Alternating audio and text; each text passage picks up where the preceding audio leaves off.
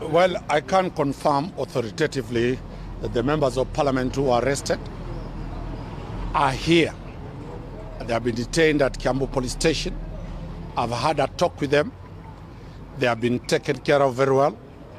They have been bought by the OCS water, bottled water. They have settled. I have talked to them. I have demanded that they be taken to the police station. They be taken to court, because this is enough time so that we do not have any form of illegal detention for people who are demonstrating. I've asked the OCS and the officers here to explain to me the grounds on which they have detained people who are exercising their right under Article 37 of the Constitution. But the OCS and the police officers are saying they are waiting for directions to come from their bosses. I have just seen quite a number of top DCI officers from the headquarters. They have just come in, so we'll be engaging them to know the way forward. But also with me, I've joined by quite a number of very many members of parliament from the Azimio side, senators from the Azimio side.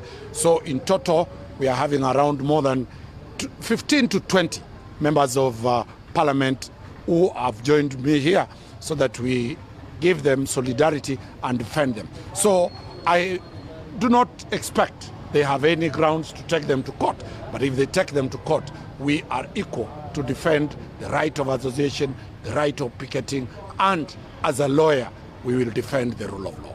Have you managed to speak to the OCS about the charge? I've talked to all the police officers, the OCS. He is only providing a holding ground. This is a serious crime according to them. It's the DCI headquarters that, as I've said, it is the OCS has only provided a place called a holding ground, a cell. It is now when the officers from the DCI that have come in, we are yet to know what they'll prefer against. Otherwise, it is not the OCS to provide the charge sheet. It is the DCI. How would you term the arrest? Is this dictatorship or? I was not present when they were arrested. The police have always a right to arrest everybody and anybody except the president. But the police must arrest within the law, take that person to court. If they have evidence, they take it to court. As because we are law-abiding citizens, we are telling the police, take our clients to court if you have an allegation against them. If you don't have an allegation against them, then that will be violation of fundamental human rights of the members of parliament and the two other citizens who have been arrested. What was the reason for them to be brought here in Kiambu and the demonstration? It is one of the issues that we'll be raising in court, where it is a total abuse of the police powers, where the offense was committed in Nairobi allegedly, but they have been brought here. They will be taken. I don't know which court they will be taken. I've been in part of and parcel of these matters. They might not even be taken to Kiambu court. They might be taken to other courts all over. But that is a proper abuse of the criminal justice system, and we hope that this type of Gestapo type of arresting of members of parliament, people of honor, should stop and stop forthwith. These are not petty thieves. These are not petty criminals to be hounded from Nairobi to Kiambu, from Kiambu.